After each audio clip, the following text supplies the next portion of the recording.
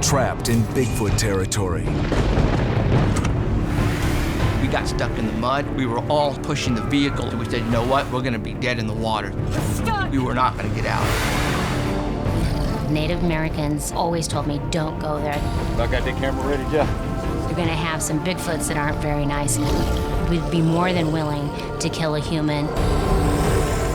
And from a Bigfoot attack, actual physical evidence recovered. This could be the find of the century. Myth turned to reality. We don't know what it is. A family harassed by an evil gnome. I was afraid that it was going to try to come in the house and get one of my kids.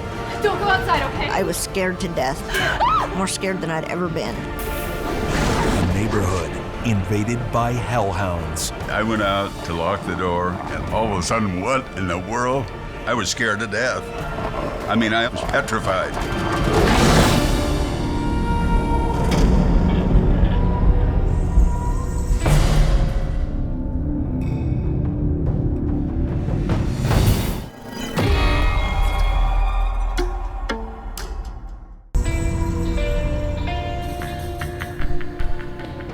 200 miles east of San Francisco, in California's Central Valley, the edge of one of the largest wilderness areas in the lower 48 states, the Sierra Mountains. The region is so huge and secluded, some wonder if it's sheltering one of America's legendary beasts, a territory the giant cryptid seems willing to defend.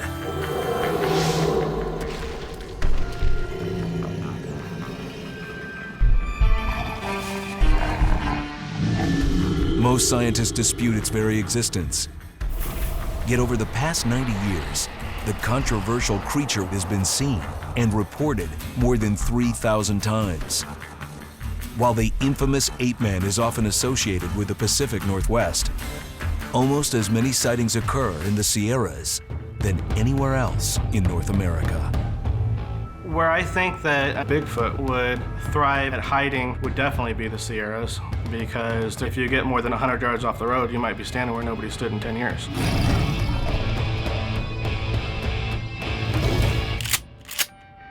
Growing up in these mountains, Alan Thomas didn't take the Bigfoot legends too seriously. Learning the tracks and signs of wildlife was his priority.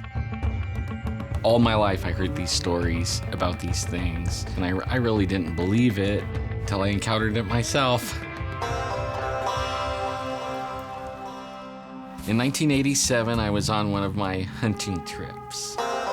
We picked a place that we were going to hike off the trail into the wilderness.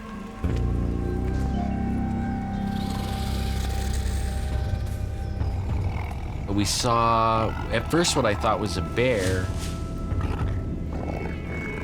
It was just this black thing bent over in a bush.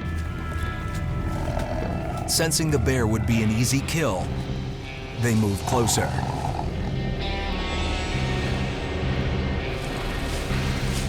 And then the bear stood up.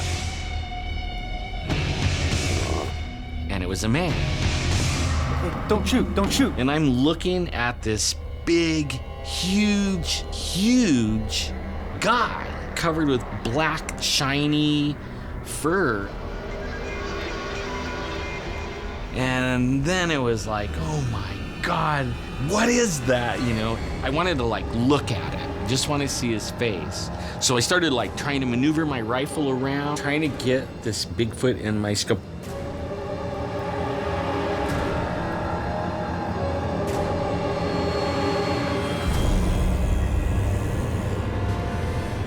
And he started yelling. And he was swinging his arms like this. I felt like that if I took one step, I could leap all the way back to town. My whole body wanted to run.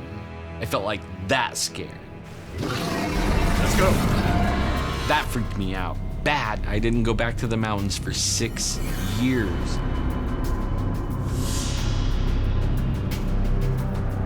From what I've learned in the Bigfoot world, usually they're pretty massive, at least 8 foot. Similar to Neanderthal, but bigger, which is why people are usually scared out of their mind if they have an encounter. Alan Thomas had inadvertently stepped into contested terrain. According to some Native American legends, areas within the Sierras are aggressively guarded by Bigfoot, and they don't treat visitors kindly. A Bigfoot could easily kill a human. They're much stronger and bigger than humans. They could kidnap you, take you off someplace, and maybe never hear from you again. Bigfoot with a bad attitude. This side of the beast isn't as well known. Yet some researchers claim thousands of years ago, a full-scale war broke out with these creatures. The Bigfoot Wars are an event that happened in the Sierras in prehistoric times. Native people believed that Bigfoots were cannibals and that they would often steal children and take them off and eat them.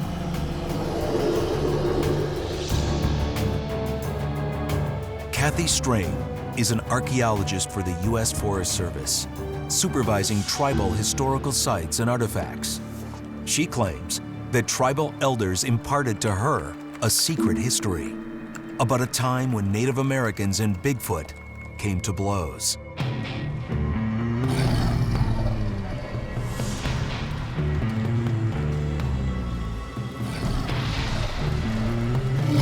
One day, a Bigfoot crossed over into the tribe's territory, stole a child and took it back, and killed it and ate it.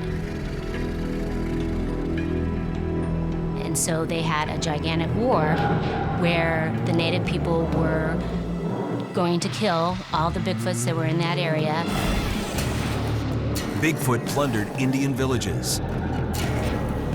Indian warriors retaliated. Native people had spears and bows and arrows and were more successful because all the Bigfoots had were stones and sticks. Eventually, a peace was forged, territories established. Native American people have often told me that in those days and even today, that they reserve areas for Bigfoots to be. They don't have anything to do with those areas at all. They consider it to be Bigfoot territory. So what happens if you inadvertently cross into Bigfoot territory? We could still have a Bigfoot up there that would be more than willing to kill a human, and either just to kill a human or to use it as a food resource. After his own encounter, Alan Thomas didn't need convincing that Bigfoot was a potential threat. It took 6 years to get over my fear. You're thinking, this dude's wandering around out there. He's fast, he's huge. He could probably just grab my tent like a backpack and carry me away. Just as his fears were subsiding, Thomas learned of a remote location in the Sierras where Bigfoot lived. Lured by the prospect of confirming Bigfoot is real, Alan and his research buddies were ready to go. I had to see for sure, did I really see that? Because after a little bit of time, you question yourself, even though you know you saw it. Since I was a kid, people were telling me that, there was creatures up in the Sierras. While camping up in the mountains, there was always that in the back of my mind that what if there was? Trying to answer that question would bring much more than these men ever bargained for.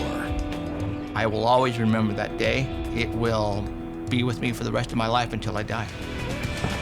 There was eyes looking at me. It was unbelievable. It blew my mind.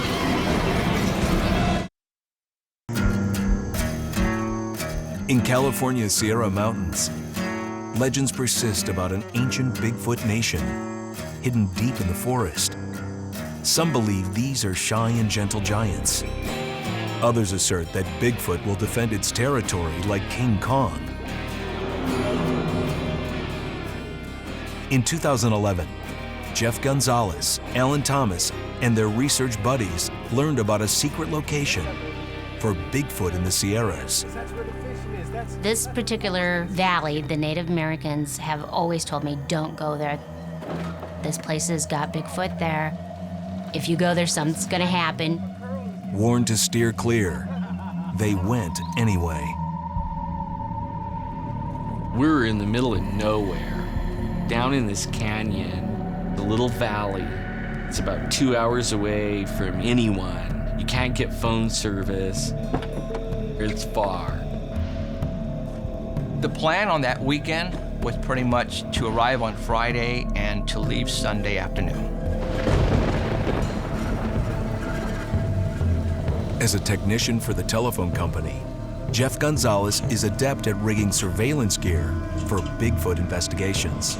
I set up all of our electronics, the night vision cameras, motion detectors, hoping something was gonna happen.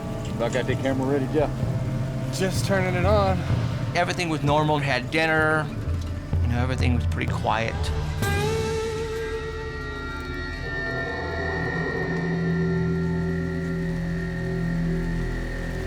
You okay? Yeah, just about done here. Their camera was scanning the woods. Only it was the campers who felt watched.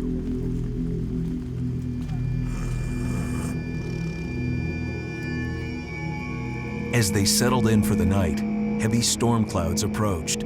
Sierra weather is unpredictable. When a big storm hits, survival in the backcountry is an iffy proposition. It started to rain really hard. You know, all of us are in one tent. The tent started to leak.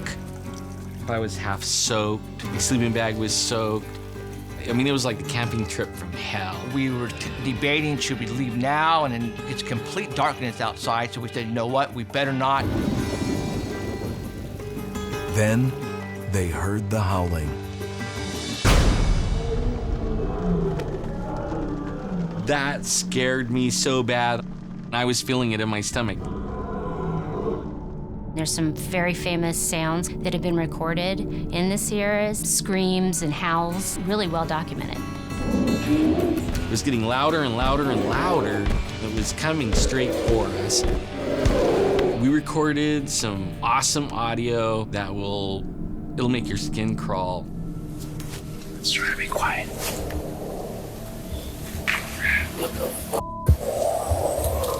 It's getting louder.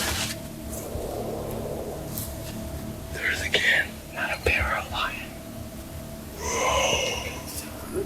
Maybe he's right on top of us. Oh my God, I got it on record.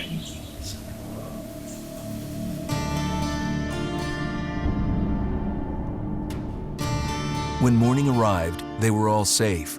Only the sense of security didn't last long. The roads are very treacherous. The waters can get up to 5 feet on the dirt road, and you're lucky you're gonna get in or out. So that's what really scared us. Stranded inside enemy lines, they knew they had to go. We started throwing everything in the trucks to get out of there as soon as we can. I started my truck, and my wheels started to spin. I did not have any traction at all. I was pretty much dead in the water. Stuck! Yeah, oh, come on, man. Try and help me get mine out. Now we're scared. We have one truck that's left.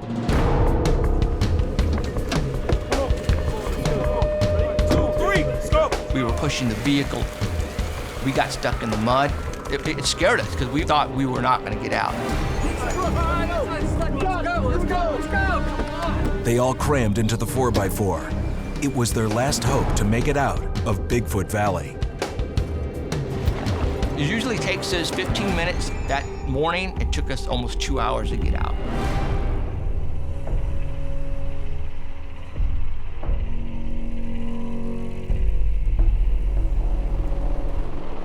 A couple days later, they returned to retrieve the vehicle they'd left behind. But somehow, the secluded road had changed. We started to run into barricades. Somebody physically placed tree limbs in the dirt road. That's when I started looking around. It started to get a little bit scary. A couple of days before, these things weren't on the road. And then these strange barricades got even stranger. There was no tracks, no tire tracks, no footprints. There was nobody up there. Everybody's just floored. Everybody's looking for any type of evidence. It was as if the logs were a message just for them. When you go into areas that are occupied by a Bigfoot, they will do things to keep you out. People that research Bigfoot, they know right away when they start seeing these barricades, that's a Bigfoot. Not a human, it's a Bigfoot. And Bigfoot's work went on and on. There was 4 barricades. First 3 were regular tree limbs that anybody could have placed in the road. 4th barricade really blew my mind. Must have weighed over 1,000 pounds. It was like 14 feet long and 14 inches around. It took 4 of us on our knees to push that log out of the way. Everybody was just blown away. An intimidating display of monster muscle. If a Bigfoot doesn't want you somewhere, they will make sure that you know about it. You'll get screamed at, you'll get rocks thrown at you sometimes, and when those things happen, it's better for you to leave. They'd come too far to turn back. It took all their courage to press on, to recover their abandoned truck. And when they arrived, one last message from Bigfoot. We got there. I looked right at my truck. I opened the passenger door. I see what looks like a creature looking right at me. It felt like somebody socked me in the stomach. That scared me to death.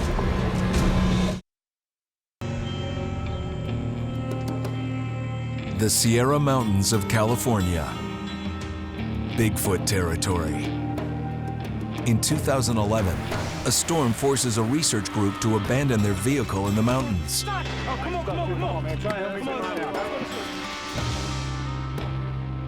Days later, when they returned, they found that Bigfoot had left his calling card. We arrived at the spot. I got out of the truck. I started to walk, looking very carefully for any type of footprints. I opened the passenger door, and I had to catch my breath. It's a picture right on the window. Jeffrey, all of a sudden, he had this sick look. I mean, it absolutely looked like he saw a ghost. I almost went down on my knees. It was so intense. It was so in your face. It looked like somebody was looking right at me. You know, that scared me. On Jeff's window was a massive smudge, the oily outlines of a beastly face. It freaked me out so bad, I was just like frozen. We all knew it was a Bigfoot. A Bigfoot made that impression on the window. Everybody was intense. Is whatever left the impressions on these windows still here? So that got us to thinking really, really quick. Let's just get our trucks going and let's get out of here. On the way down, I'd call my friend, Mickey Burrow, who's in law enforcement. He's a forensic expert. And he starts to laugh at me. And I said, we have the best evidence, I think, ever of what we think this is, a Bigfoot. He was very excited. Initially, he asked me to just come take a look at it and photograph it for him, which I had no problem doing. As a crime scene investigator with 16 years on the job, Mickey Burrow is familiar with cases of murder and mayhem. What could he do with a Sasquatch-sized smudge on Jeff's car window? I approached this as if it was a crime scene, just trying to figure out what exactly it is I'm looking at. Soon, the face print came into focus. We're looking at a very large creature. The lips in width were 8 inches across, and the nostrils were 6 inches across. And I'm thinking, you know what, if there's going to be DNA here, it's probably in the best state that we're going to find it in is right here.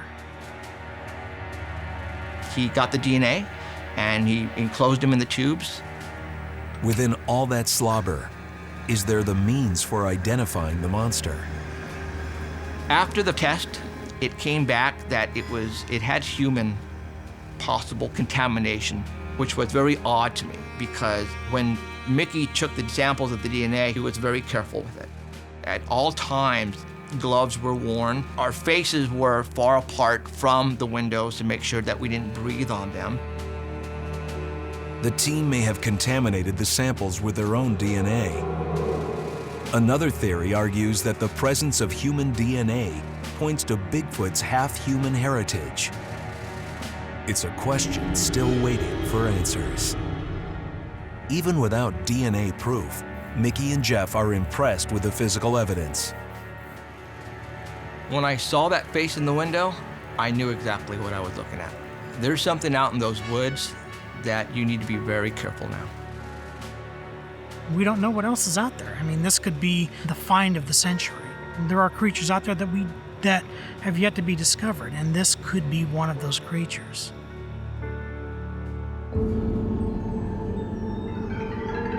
"75 miles down the Central Valley, another town sits alongside rugged wilderness. Only here, rather than Bigfoot, trouble arrives with tiny, terrifying steps. The quiet river town of Porterville, California. Its historic main street is reminiscent of an earlier time, when gold seekers and settlers braved the mountains to find their fortunes. In this frontier town, sometimes evil greets newcomers. Porterville is the kind of place I would expect to see something weird, something like paranormal or just strange. Tammy Thomas came to Porterville to start a new life for her family. A widow and single mother, Tammy was hoping to move past misfortune. She had found a house along the Tule River west of town. We had lived with my parents for a while after our house burned down. I was so happy to have my own home again where me and the kids could be comfortable and they had a place where they could go run and play and just be kids. Tammy enjoyed being outdoors and began to plant a little garden. It was a pretty big piece of property. We used to have chickens, peacocks, dogs, cats, anything you could think of, we had it. They soon realized their new home wasn't as peaceful as it appeared. I started feeling that something wasn't right. I began hearing noises that I could not explain. We would hear what sounded like somebody running or something running really, really fast.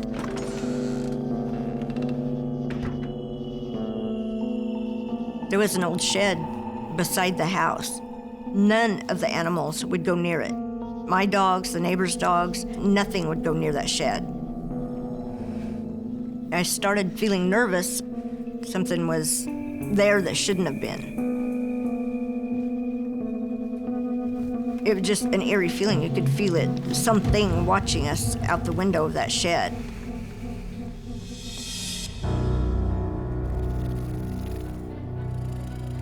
A dark presence was creeping into their lives. Tammy did not want to cross paths with whatever it was. She kept her children close. I stopped going out at night.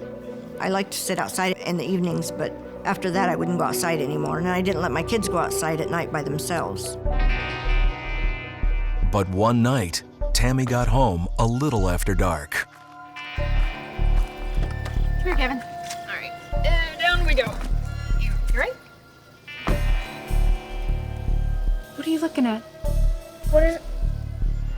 When I turned around, there was a creature standing there. It was laughing. I was scared to death.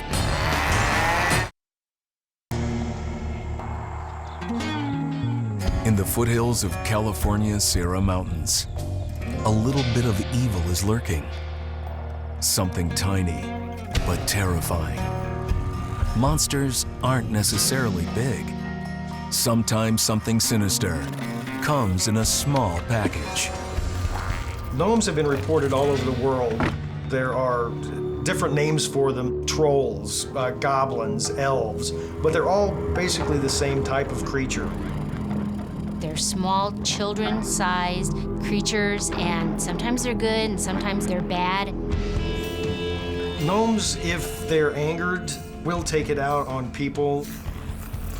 Anything from something mischievous like tying animals' tails together to as far as eating household pets.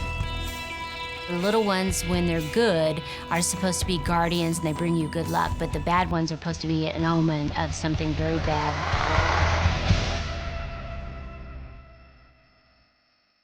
It was probably one of the bad ones that Tammy Thomas encountered on a night in 1999 as she arrived home. Stand right here while I get the groceries. My grandson and I had come home from grocery shopping. After taking her grandson out of the car and unloading the groceries, Gavin? Tammy lost track of the boy. Gavin? Gavin! What are you looking at? When I turned around, there was a creature standing there looking at us. I don't know how to describe it other than it looked like an evil garden gnome. All I see is these big, glowing red eyes. I just froze because I didn't know what was going on. We were probably about 25, 30 feet away. I was scared to death, more scared than I'd ever been. I know it was evil by the way it laughed at us. It cackled. I grabbed my grandson and ran into the house as fast as we could go. Legends about gnomes are pervasive around the world. Even the California Indian tribes in the Porterville area tell stories about a gnome-like monster known as the water baby. Water babies are creatures that live in the Tule River in Porterville, California. They're small, they're powerful in their own certain way, and if you anger them, they will take it out on you. They are known to creep into the area where you're sleeping at night and smother you, causing your death. When Tammy Thomas encountered a gnome, Girls! she felt her home had been invaded, her family under attack. My grandson was shaking, he was crying, he was scared to death. They managed to get safely inside, but the gnome wasn't leaving. We heard something at the window. I could still hear it laughing, that croaking, gurgly laugh. And we could see under the shades the top of the creature's hat. And I pulled the cord to let the window blind down. And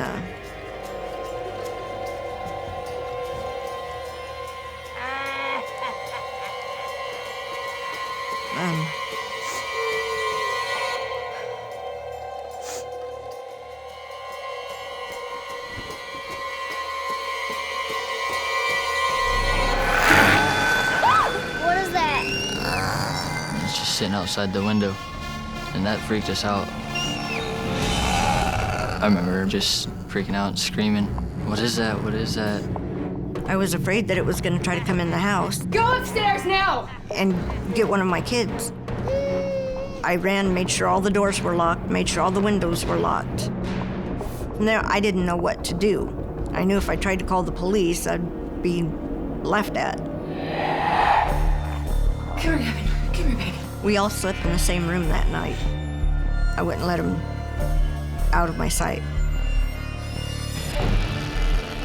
Despite its fairy tale apparel, Tammy knew in a flash something supernatural had come to call. And it showed no signs of moving on. I was still terrified because I knew it was still out there somewhere. I was afraid that it was going to try to come in the house.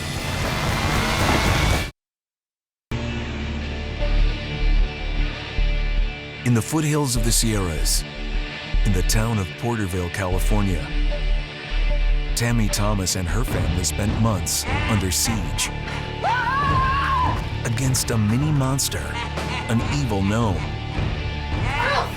Where are you? First, a terrifying attack outside her home.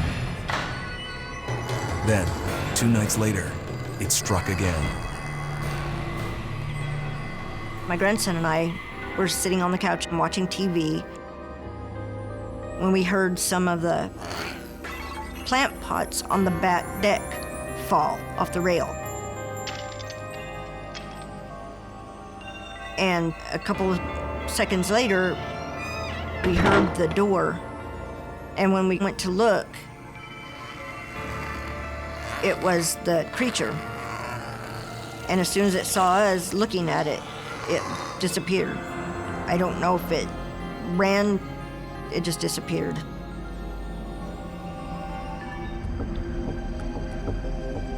The next day, Tammy found her garden pulled apart. It wasn't just once, and it wasn't just twice. It kept happening. Over the next few months, the creature stalked Tammy and her family mercilessly. Eventually, Tammy saved up enough to move out. We moved out as fast as we could and never looked back. But I never stopped thinking about the gnome. Tammy struggled to make sense of what she had experienced. And she turned to the internet for help, posting her encounter on a blog. Jason Offit's website is often a forum for people plagued by strange, inexplicable encounters. Another woman named Charlie had contacted Jason about a sinister gnome that had run her family out of their home. When I interviewed her, I kept putting together the closeness to the river, the description of the house, the fact that this creepy shed was there. So I put them in contact with one another. 2 stories about evil gnomes, then an amazing discovery. We started talking back and forth, and she gave me the address. Oh my God. I was shocked. I didn't know what to think. It was the same house. Charlie had rented the house some years before. Same house, same gnome. It made me feel like I wasn't crazy because somebody else had seen the same thing.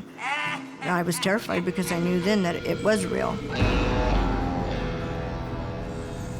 Tammy and Charlie got together and went out to the house, and they found the shed had been torn down.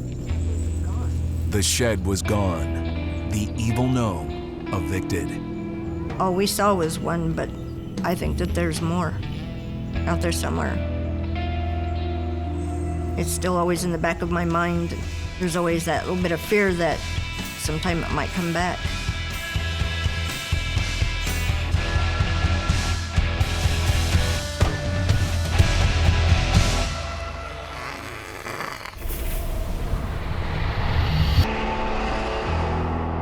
"260 miles south, the Sierras give way to another inland California wilderness.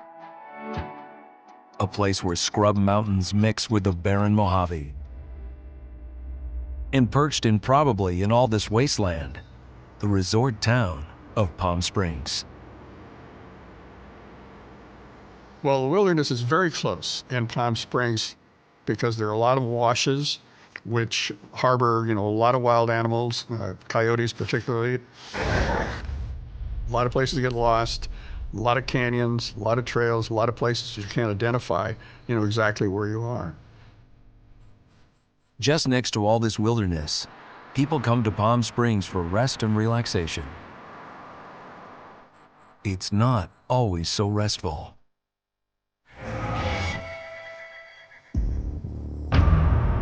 In a golf course community, you don't think of coyotes roaming around when the moon comes out and they're all hungry and roaming around looking for dinner. We've heard a lot of animalistic noises near the golf course over the years, particularly in the evening. And some of these animalistic noises are attributed to creatures far larger, far more bloodthirsty than coyotes. The legendary HellHound. mongrel bearers of death. Black as charcoal, glowing eyes, razor fangs. There's sightings of hellhounds reported really worldwide, and they've been occurring for centuries now. Specifically, there have been sightings across the U.S., all the way over to the western portions of California. I've read about hellhounds being seen, which are vicious astral dogs with sharp teeth and sometimes red eyes, and able to move at incredible speeds, like no physical being can move that fast. Imagine these creatures veered from the backcountry and set their sights on suburbia. Residents of a neighborhood in Palm Springs are still trying to understand what happened one rainy night in early 2013. We're sitting down watching television. I told my wife I'm gonna go out and lock the gate, which we like to do when it gets dark, just for security purposes.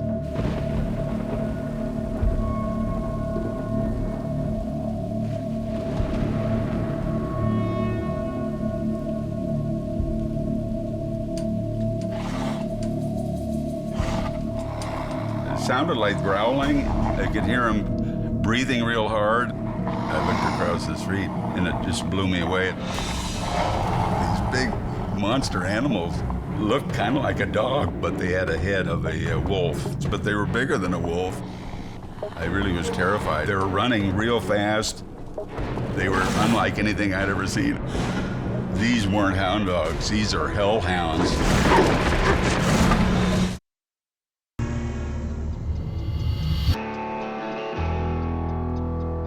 When Ron Palfrey retired from the printing business 15 years ago, he and his wife moved to their dream house along a golf course in Palm Springs.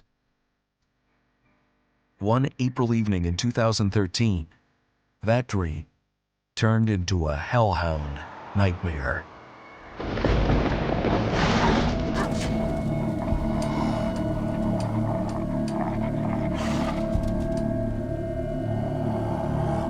I just saw these big monster animals. They looked like dogs, but they were big dogs with a wolf's head. You know, it scared the hell out of me. They were really aggressive. They looked bloodthirsty. I was actually scared for my life. I immediately came running in and locked the front door of the house. Ron came running in the house. He was beside himself. He said he saw these animals run across the street, and he was just scared because he said he wasn't sure what in the heck it was. Hellhounds. Stories about the monstrous canines go back to biblical times.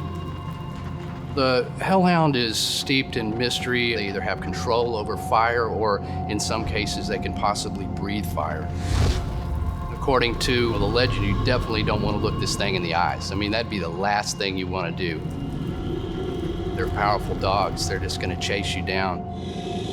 So, you know, if you encounter one of these things, you really, you better run. That's all I can say.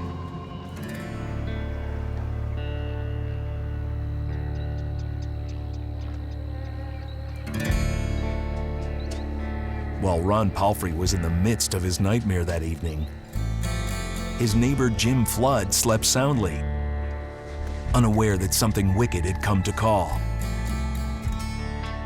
After many years of running a public relations agency in LA, Jim Flood also retired to Palm Springs.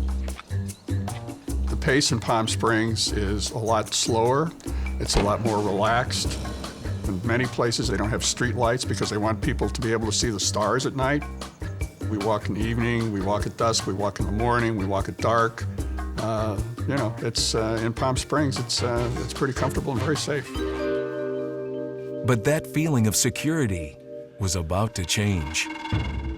Well, that morning, it was a typical Sunday morning for us. I usually get up around 6:30. I walked out to pick up the Sunday paper. Out of the corner of my eye, I noticed something like a little reflector or a piece that looked like it was part of the car lying on the gravel. I went over there and took a look at it. I couldn't believe what I saw. Then Jim saw the cover on his car ripped and torn. Hey, honey, come out here. I thought immediately that somebody had vandalized the car. Honey. What's wrong? Vandals are not normal, particularly in our neighborhood. We thought, well, you know, we better call the police. Looking at the front. Vandalism is painful. This damage was entirely different. The police came out and they said, you know what? This wasn't mischief by any kids or anything. This was some kind of an animal that did this. I couldn't believe what I saw.